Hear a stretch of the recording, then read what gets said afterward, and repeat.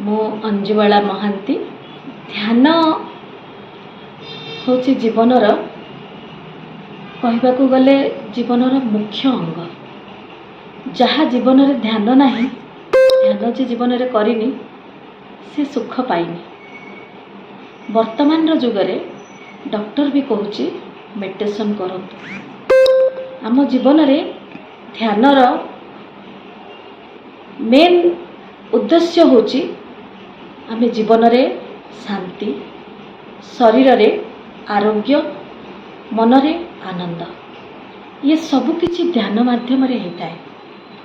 नहीं जे आमे खाली ध्यानी गोटे हवा पहाड़ पर्वत रे हिमालय को गले जाके ध्यान करबा ना। वर्तमान जीवन रे गोटे हाउसवाइफ भी घरे ध्यान करबा दरकार, छोट छुआ भी करबा दरकार। ध्यान करबा द्वारा आमे माइंडफुलनेस रे रहो, 100% माइंड शार्प हो जाए। आमे जो काम करूँ ता सबुठ भल भाव हो पारे।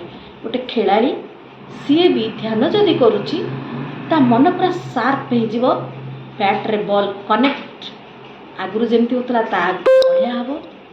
पढ़ाई पाठ पढ़ा पिला भी जी मार्क रखुला जदि से ध्यान कला से हो पारे से स्कूल रे फास्ट हो। गोटे रोगी भी ता जीवन रे मुंड बिंधा ठू कैंसर पर्यंत सब रोग को से काटी दे पारिबो ये ध्यान माध्यम रे। आउ जड़े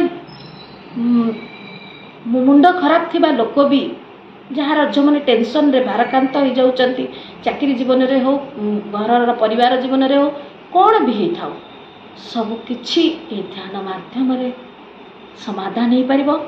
मु तार भुक्तभोगी। आउ मो एठी मो घरे मो सबुदिन ध्यान कराए। 20 जन लोक आसती रेगुलार घरे आम ध्यान करूँ। जूम माध्यम रे 20-30 जन थांती। मु रेगुलार लोकंकर सेबारे मु जो आनंद पाई ध्यान माध्यम रे, ये जो आनापाना सती ध्यान ये माध्यम रे मु जीवन रे जहाँ पाई मु चाहे सारा संसार को बांटी देवी। समस्ते ये धरित्री मातार संतान आमे भाई भाई भौणी भौणी समस्ते, तो समस्त भितर से हस खेलैबा को मोर इच्छा। ध्यान जीवन रे समस्त मन रे आनंद फुटै दे पारे। जीवन रे आनंद, शरीर रे आरोग्य, सब किछिर मुख्य होची ध्यान। गोटे ध्यानी ही कहि परिबो नाइ जे मु हिमालय पर्वत को गले ध्यान मन करिवि, नाइ एई घरे रही कि ए शरीर होची मोर मंदिर, ता भितरे आत्मा होचंती देवता। ए आत्मा परमात्मा का संगे जिते लीन हो जाउची, मन भितरे सबु किछि आमर जो षट चक्र ता देहरे एनर्जी भरी जाउची। आ रोग तो गोटे साइड जिनस, आमे जहाँ चाहिबा मो जीवन रे मो ए जिनसटी चाहूची मन रे भाबिला बेलू से काम हो जाउची। संकल्प मात्र के आम संकल्प पावरफुल हो जाए, जहाँ को जहाँ कहबू सेटा हो जाए। जेमिति ऋषि मुनि आगुरु थिले सेहीपरि ध्यानर पावर, ध्यान जीवन रे सब किछि करि पारे। 5 वर्ष टू नेकी बुढ़ा पर्यंत समस्ते करि परिबे। ATM एनी टाइम मेडिटेशन करि परिबे, जेतेबेले निजर समय पाइले बाहर करि करिवे। आ मो सासु घरे भी मो सासु घर केते लोक समस्ते जूम रे जॉइन हेकी करूछंती। आउ आख पाखर चतुर्दिगरे मोर आ काहाकू छाड़ीनी, समस्त आड़े बुली बुली मु कहे मो पाखे जगन्नाथ मंदिर ये पाखे तांकर छत्र छाया रे मु रही। से मंदिर रे जेते लोक आसंती मु से मझिरे बसिकी मंदिर गहर भितरे जगन्नाथ सामने रे भजन गाए।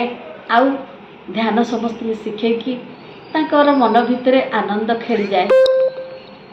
ये होचे मोर ध्यानर अनुभूति। आ ध्यान द्वारा अन्य मानक मन रे जो टिके सुख दे पारिछि सेटा निजको भल लगे। समस्त आसी कहती आज ना मोर डायबिटीज नॉर्मल बाहरी, आउ जड़े कहूँ मो गोड़ हाथ दरज होता भल हो जाए 2-4 दिन, आउ जड़े कहूँ मोर टेंशन पड़े, आउ जड़े कहूँ आंटी मो माँ को आपण पाखे छाड़ी देकी बहुत दूर को जापरि, मोर चिंता ना कारण मार टेंशन पड़े देह ठीक हो जाए। ध्यान समस्त पाखर जिते भलटी शुणे मो हृदय भी पूरी उठे, कारण जहा हो पितामह पत्रीजी पाखर ये जो विद्या आनापाना सती ध्यान मेडिटेशन जीवन रे आमे शिखिचु। जो गछटी मंजीटे बुणी दे जाइथिले वर्तमान से विशाल वृक्ष होइछि आ फल बाहरिकी समस्त दौची चाख फल केमिति लागुची निजे भी मंदिर पोत से दिने वृक्ष होइकी फल फलिब अन्य को तमे दब ये हूँ ध्यान